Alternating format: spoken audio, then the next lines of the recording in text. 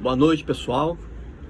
Vamos a mais um devocional meu aí essa semana. Eu peço que orem por mim, que às vezes pra gente fazer esses devocionais aqui, expor, né, tem uma luta enorme, né? Mas hoje nós vamos fazer uma reflexão no livro de Jó, particularmente no iniciozinho dele, que é um livro riquíssimo. É um livro considerado como um livro da sabedoria.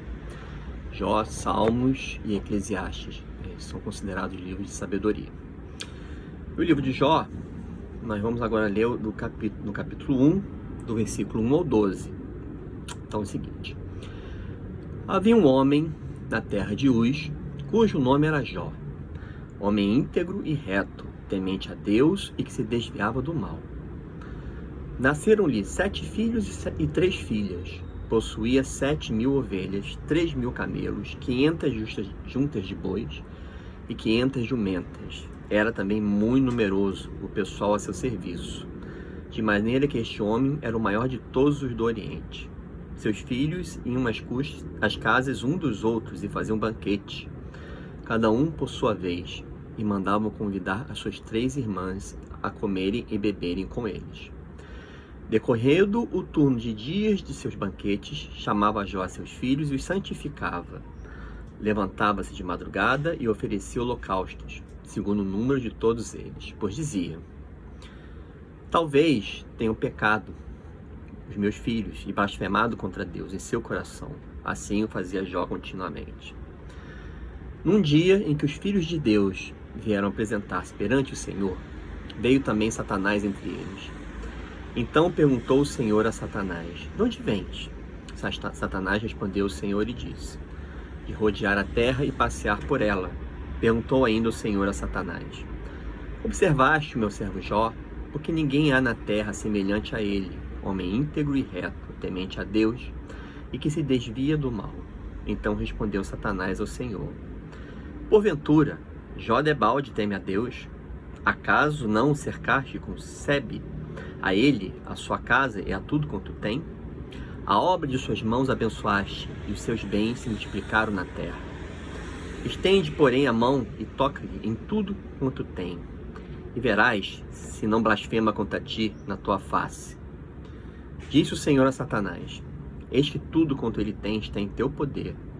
Somente contra ele não estendas a mão. E Satanás saiu da presença do Senhor. Meus amigos, esse livro ele tem um questionamento que eu sempre fiz na minha vida inteira e eu estou trabalhando isso na minha cabeça. É por que muitas das vezes o justo sofre. Aquela pessoa íntegra, que não comete mal, sofre, passa por sofrimentos nessa vida.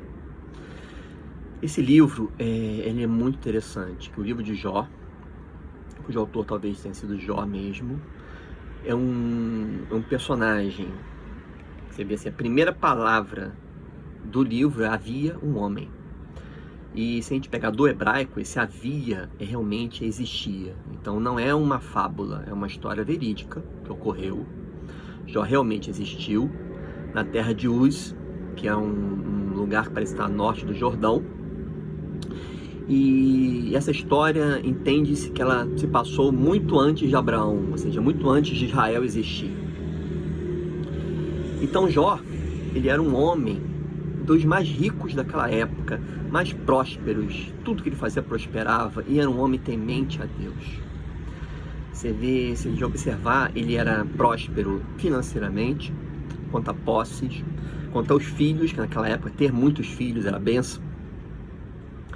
E também era temente a Deus, porque ele se preocupava com a santificação dos seus filhos. Você vê que desde aquela época nós já tínhamos um temor ao Deus único, ao Deus vivo, ao Deus único.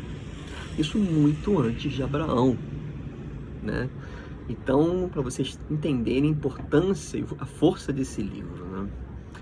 E a conduta de Jó como cristão era tão exemplar, que vocês veem que Deus, ele se agradava de Jó, né? Ele chama Jó de meu servo Jó. Então a gente tira algumas lições desse livro, assim, que são muito interessantes, assim, já nesse início, né? Por exemplo, a gente pode entender o seguinte: primeiro, que toda a prosperidade que Jó tinha, é lógico que devia ser um homem trabalhador, honesto, um homem bom de negócio, né? Um bom chefe de família. Nós temos o nosso papel. Mas se não fosse a mão de Deus sobre a vida dele, ele não teria nada disso. Então a primeira lição que eu tiro assim de Deus para a minha vida é o seguinte: nos tempos bons e tudo de bom que acontece, toda a prosperidade, tudo, e quando você começa a prosperar e ganhar, isso só tem sentido quando Deus coloca a sua mão. Ah, mas e aquela pessoa que não é cristã, que é ateu e fica rico? Tem que entender que Deus ele dá a chuva sobre os bons e os maus. Deus ele dá a graça dele sobre toda a humanidade. Uns serão salvos, outros não, como está na Bíblia. Mas nós chamamos isso de graça comum.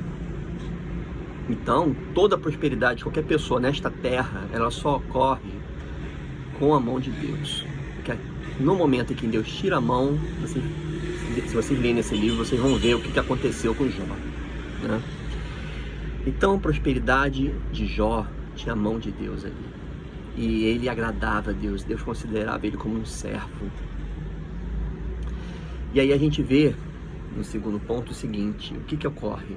Que os filhos de Deus, os anjos, os filhos de Deus aqui, a tradução pode ser os anjos, não nós, né? Filhos de Deus, mas os anjos vêm prestar relatório a Deus e Satanás está ali. Uma coisa que eu queria abrir aqui um adendo: Satanás existe, tá? Pela Bíblia, Satanás existe, ele é um anjo caído, é um anjo rebelde. A função dele nessa vida é levar os homens, né? E principalmente o alvo maior dele seriam os eleitos, nós, os filhos de Deus, né? Vocês podem observar que Deus chega para Satanás e pergunta, né? Observaste meu servo Jó? Deus já estava vendo que Satanás estava observando Jó. Você que faz as coisas de forma correta, que trabalha para Deus, que serve a Deus, que vai na igreja, você está incomodando o diabo, você está incomodando Satanás, ele te observa. Ele te observa e o objetivo dele é que você blasfeme na face de Deus, né?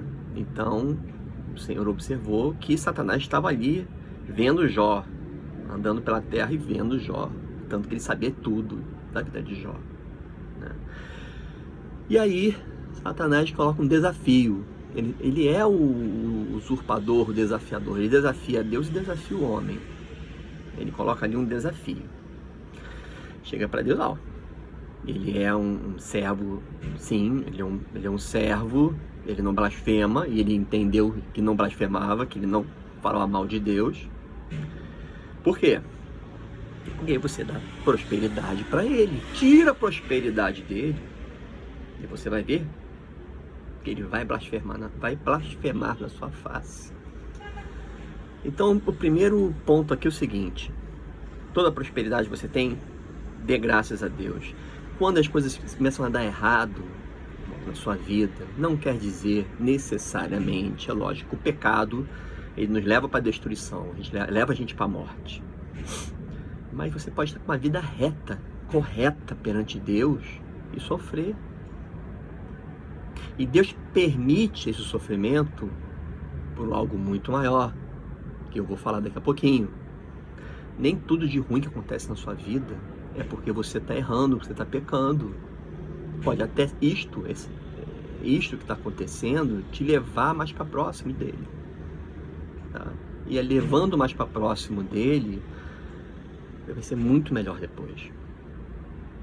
Em segundo lugar, existe sim uma batalha espiritual, existe uma ação espiritual sobre a sua vida. A Satanás não está feliz com você. Ele não está feliz com você. E ele vai tentar fazer que você blasfeme, que você negue a Deus. E você pare de fazer as coisas que você está fazendo. Pare de trabalhar na igreja, pare de orar, de buscar a Deus. E ele vai tocar no que tem de mais precioso. No caso de Jó, tocou em tudo. Depois, se você for ler o livro, Jó perdeu tudo. Perdeu até os filhos, perdeu a saúde. Ele se coçava com o caco da casa dele que tinha sobrado, sentado nas cinzas.